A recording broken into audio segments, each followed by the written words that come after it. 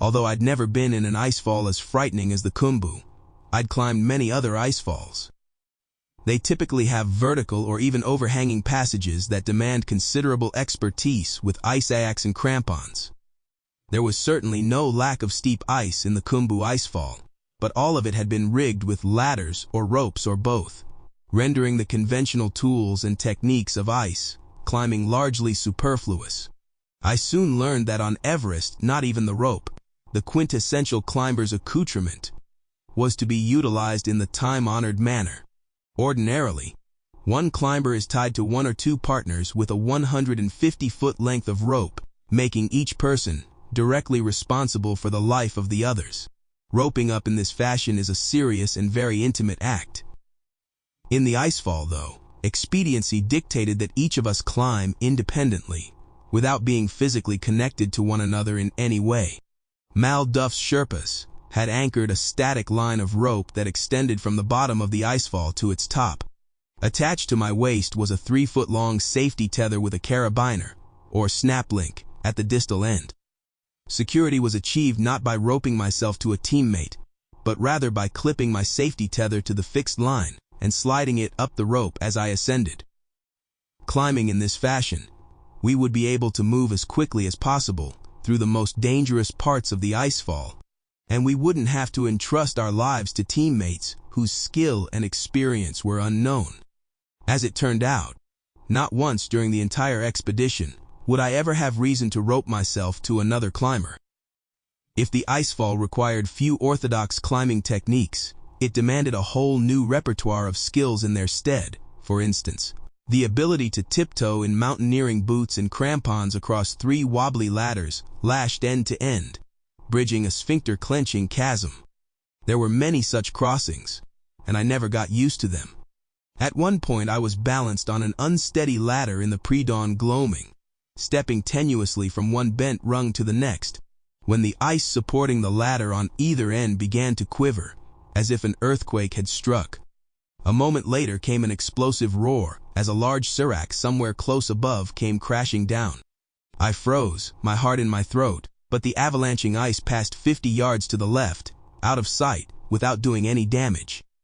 After waiting a few minutes to regain my composure, I resumed my herky-jerky passage to the far side of the ladder. The glacier's continual and often violent state of flux added an element of uncertainty to every ladder crossing. As the glacier moved, crevasses would sometimes compress, buckling ladders like toothpicks.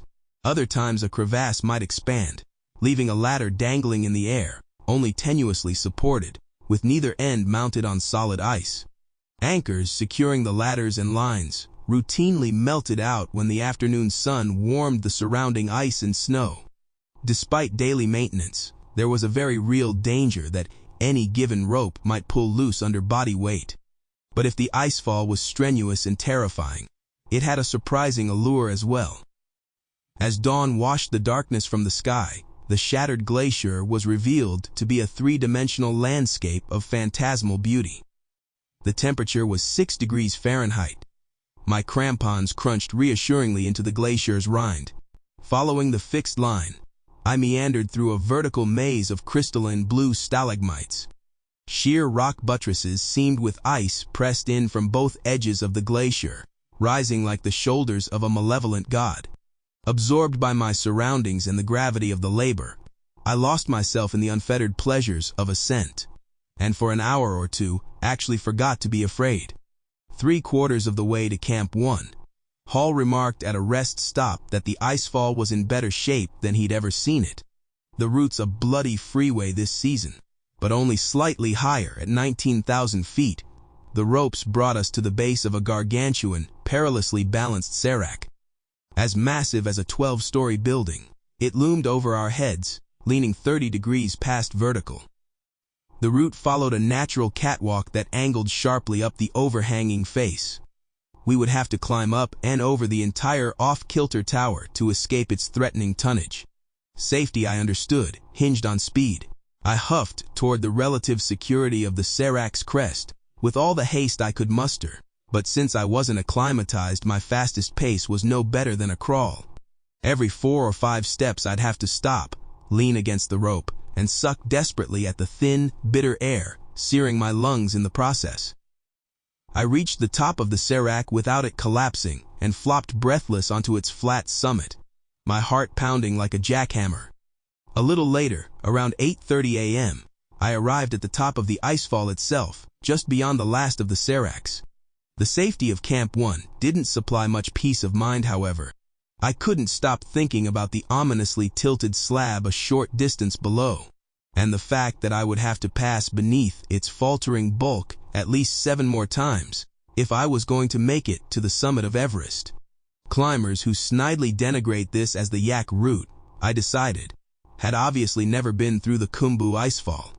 Before leaving the tents, Rob had explained that we would turn around at 10:00 a.m. sharp, even if some of us hadn't reached Camp 1, in order to return to base camp before the midday sun made the icefall even more unstable.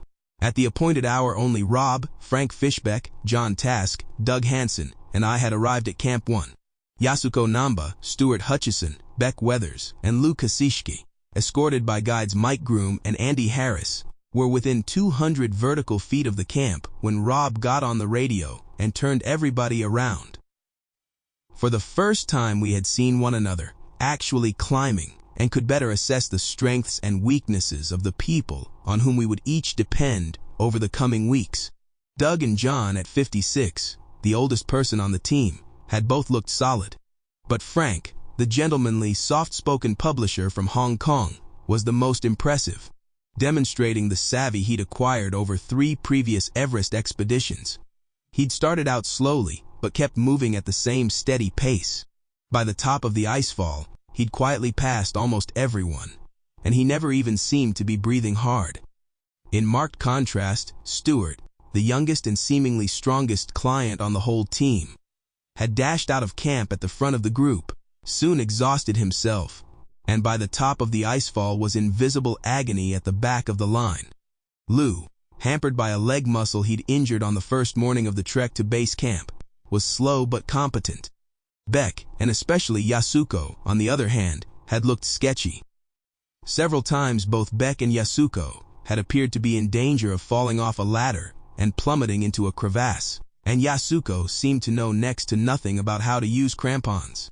Andy, who revealed himself to be a gifted, extremely patient teacher, and who, as the junior guide, had been assigned to climb with the slowest clients, at the rear, spent the whole morning coaching her on basic ice climbing techniques.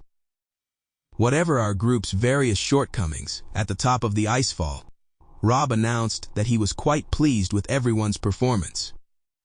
"For your first time above base camp, you've all done remarkably well," he proclaimed like a proud father. "I think we've got a good strong bunch this year."